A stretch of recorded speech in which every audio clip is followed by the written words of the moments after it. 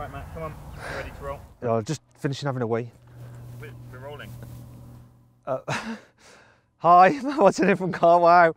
I was just having a quick wee in this field because I've come out into the countryside to test this. It's the new Toyota Yaris GR. It's effectively a rally car for the road. It's one of the cars I've been most excited about in my 20 years as a motoring journalist.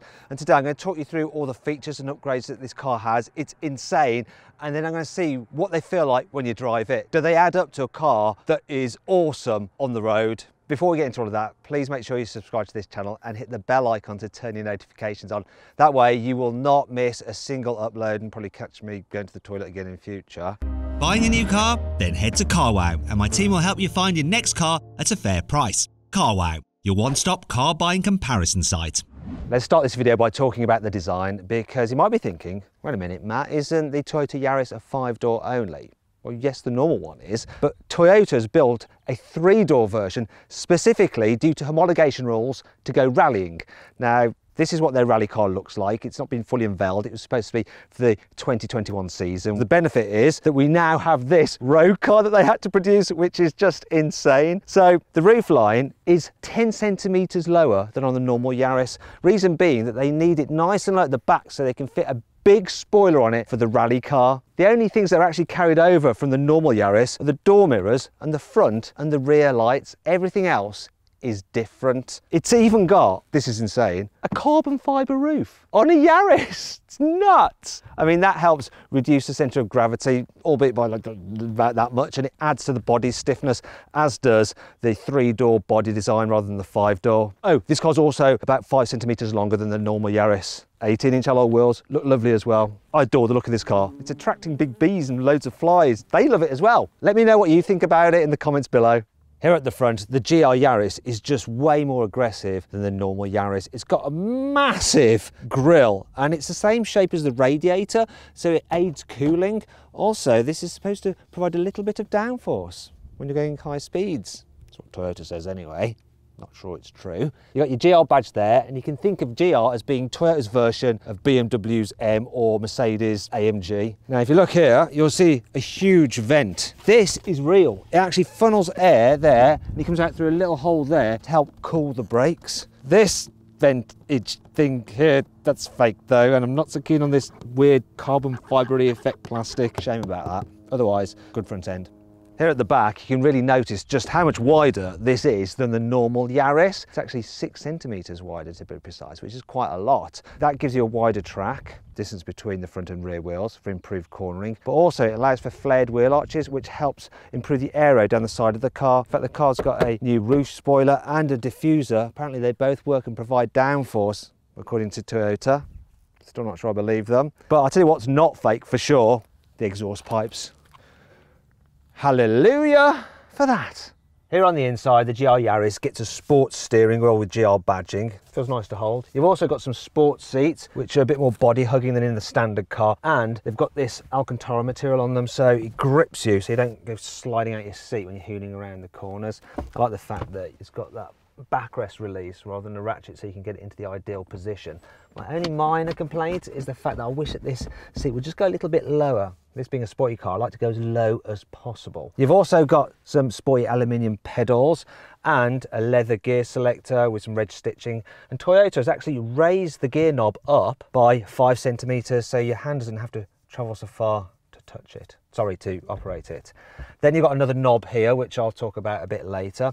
Then here on the center console, you've got some special buttons. There's one which does your auto blip feature for when you're changing down a gear. And there's one for the stability control, which allows you to turn it off in a Yaris. Then there's this little plaque here, which says, developed for the FIA World Rally Championship, just in case you forgot. Then there's the dials, which are a bit different than in the normal Yaris. They're just normal analog dials, and they've got white numbers, red needles. These dials do look a little bit too basic for my liking. You've also got a little digital screen between them with some extra GR sport gauges. So you've got one for your turbo boost and another for your 4-wheel drive torque distribution. Some of the features include GR Yaris floor mats, wow, and a GR start-stop button. This car comes with quite a decent amount of standard kit. So you've got dual zone climate control, you've also got a reversing camera, though it's a little bit washed out. There's keyless entry, and you get Apple CarPlay and Android Auto for the infotainment system. So it doesn't really matter that it doesn't get satellite navigation as standard, because you're just going to use Google Maps anyway. Let's move on to the more technical aspects of this car, starting with the most important one of all, the engine. So it's underneath this rather snazzy looking engine cover with GR badging and some red accents. The actual engine itself doesn't look anywhere near as interesting, so I'll keep it covered then. So it's a 1.6 litre 3-cylinder turbo petrol, and apparently it's the most powerful 3-cylinder turbo petrol currently on sale, because it puts out 261 horsepower and 360 newton meters of torque. Right, I'm going to see how quick this car is from 0 to 60 using my specialist timing gear. So I'm going to launch it. Stability off.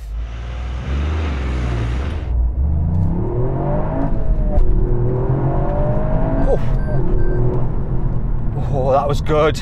Got a 0 to 60 in 5.3 seconds. And you're doing 60 when you're changing from second to third, which means that actually the feeling you get from this car is a lot quicker than one that does 0 to 60 in 5.3 seconds. It really does feel super rapid in gear. One of the key things about the GR Yaris is the fact that it's got 4-wheel drive. In fact, Toyota developed a whole new 4-wheel drive system, the first one they developed in 20 years, specifically for this car. And it's not like the ones you get in German hot hatches where they're like mainly front-wheel drive and then they send some power to the back wheels when you need it. It's permanent all-wheel drive with a bias of 60% of the power to the front and 40% to the rear. Now, if you'd rather this car was a little bit more rear drive bias, no problem. If you turn this knob to the left, it puts the car into sports mode, and then 70% of the power is sent to the back and only 30% to the front. Then if you turn it to the right, then you go into track mode, and then it's a perfect 50-50 power distribution. So if you just want to go back to the normal 40-60, just press it and you get to normal mode again. Toyota's given this car a whole new rear suspension setup. So instead of the normal torsion beam that you get on the standard Yaris, it has independent rear suspension. You get some seriously upgraded brakes on this car. Front discs are 356mm in diameter. That's bigger than on the Supra. They're gripped by 4 piston calipers. At the back, you've got 297mm discs gripped by 2 piston calipers. Also, you get Michelin Pilot Sport 4S tyres as standard. The steering has been tuned precisely for this car to make it more responsive and more precise. Also, it uses an aluminium column to help save weight. You get load stiffened sport suspension over a normal Yaris, but if you pay an extra £3,500, you can upgrade to the circuit pack. And then the suspension is tuned further still to make it a tad stiffer, and you also get slightly beefier anti-roll bars at the front and the back. You also get upgraded forged alloy wheels, which save a total of 10 kilograms in weight, plus the brake calipers are then painted red. The big news though is that that pack includes a front and a rear Torsen limited slip differential for even better corner exiting traction. Now that brings me on to the price. The GR Yaris starts from just under £30,000, but you're going to want that circuit pack, so you're talking £33,500, which seems like quite a lot for a Yaris. But if you get on finance, put down 25%, try to do 0% finance on it, it comes in at under 300 quid a month, which means that actually it's quite affordable. It's more affordable on finance than quite a lot of other cars, because it should hold its value well, because only 25,000 will ever be made worldwide. There is one problem though. While they have made this car for homologation purposes, so you go, this is basically a rally car for the road, they may never ever run the rally version of this. And that brings me on to 5 annoying things about the GR Yaris. Because of that sloping roofline, headspace in the back, look, it's horrible. Plus, it's a strict 2-seater here in the rear. The central seat is now just a kind of tray. Also, another problem with this car being 3-door only. To get in and out, you have to do this kind of palaver. Excuse me while I just extract myself from the vehicle. For such an aggressive looking hot hatch, this car has such a puny sounding comical horn. I mean, just listen to this. A normal Yaris's boot capacity is 286 litres, and there's some space underneath here. But because of all the 4-wheel drive gubbins, as it's technically known, there's less space in this, 174 litres. So that's quite a bit less than a Ford Fiesta ST. You're not going to be able to carry much of this really. For just over £2,000, you can get something called the convenience pack. It includes parking sensors, an upgraded JBL stereo, inbuilt satellite navigation for the infotainment system, rear cross traffic alert, blind spot monitoring, and even a heads-up display. Seems like pretty good value. The only problem is that for reasons in the UK and the rest of Europe, you can't have that pack and the circuit pack as well. It's one or the other. Thanks to emissions regulations, this car's exhaust doesn't sound particularly good. Listen. Now, Toyota tries to get around that by pumping exhaust noises through the car's stereo to make it a bit more atmospheric, but I just don't like it when manufacturers do that. It's not all negative though. Here's 5 good things about this car. Check this out. Frameless windows like on some expensive sports car. Apparently that's because it helps make the whole body stiffer. Toyota has changed the car's pedals as well as just making them aluminium. The throttle pedal is slightly bigger and it's got a new bushing for improved feel. The brake pedal has this little sidewall to stop your foot slipping underneath it, and the clutch pedal is made heavier, once again, for improved feel. Toyota has used 260 more spot welds and an extra 15 metres worth of adhesive when constructing this car's body compared to the normal Yaris to help make it more rigid. I'm just going to test that now. Yeah, it's well tough. Ow. The GR Yaris's bonnet, doors and tailgate are made out of aluminium instead of steel. Also, the bumper is constructed from a lightweight polymer, which is 38% lighter than a standard bumper, though it is quite flexy, look at that. Still, overall, you save 24 kilograms over the standard Yaris. In fact, this car weighs in at 1,280 kilos, which is not bad for a four-wheel drive hot hatch. Not only does this car have a manual gearbox, in fact you can't get an automatic, it has a good old-fashioned manual handbrake.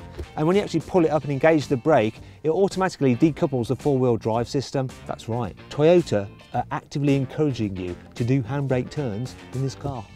All right, let's talk about what this little GR Yaris is like to drive. Well, I have to say, this is a truly awesome car. The controls, they have so much feel, the steering, the gear shift. I mean, the gear shift is just a delight. I love changing gear in this car. It's so mechanical feeling. The pedals, they're nicely placed so you can heel and toe, but if you don't want to do that, then you just use that auto blip feature and it'll do it for you. But I want to be involved. I want to heel and toe. This car is all about the driving experience. And yet the suspension is firm, but it's not terrible. It's actually quite a well-resolved suspension system. I'm going to actually switch this dial, the four-wheel drive system, put it into rear drive bias, so it's 70% to the rear, and you do notice it. I didn't think you would, but you can feel that the car's been pushed more through a turn rather than pulled. And I thought that'd be the way I'd drive it. But no. The best is track mode, and I know I'm on the road, but I don't care, because track mode, this thing just goes rabid. The way it just hooks up and hauls you out of turns, I mean, it really is epic. Really helps that the steering, it's just so sharp and direct, and the brakes, they are so nice. The feel through the pedal is exceptional. This car is all about the feel. It's the kind of thing that you just want to go out and take a drive in of the weekend, and I don't do that much anymore because I just don't have time, but if I had one of these, I would.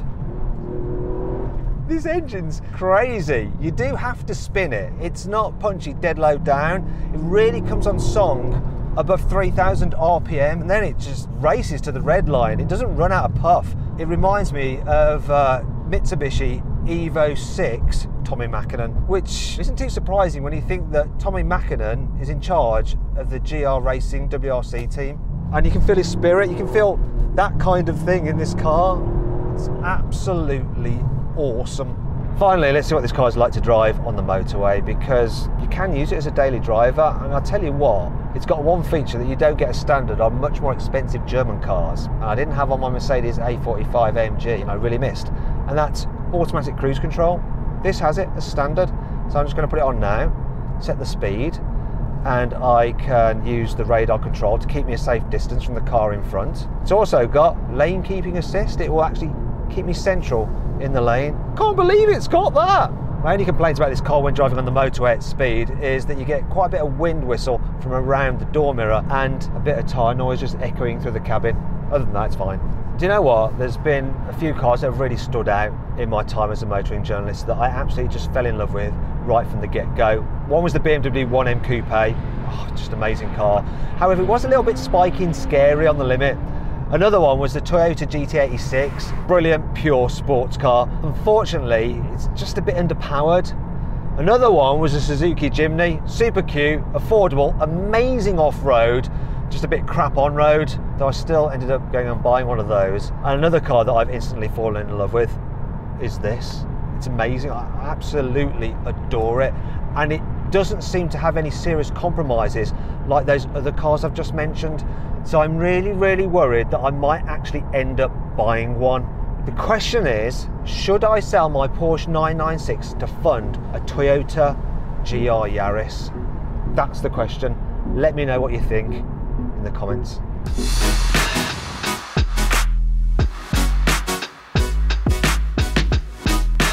So then, what's my final verdict on this car? Should you avoid it? Should you consider it? Should you shortlist it? Or should you just go right ahead and buy it? Well, if you want a hot hatch as a daily driver, and basically to just cruise around in and look posh in, saying it, avoid it. However, if you want a pure driver's car that's absolutely brilliant and very unique in this day and age, go right ahead and buy it. In fact, I'm really tempted to go right ahead and buy it myself. I'm not going to end up with another car, am I? I'm really worried I'm going to end up with another car. I've already got too many.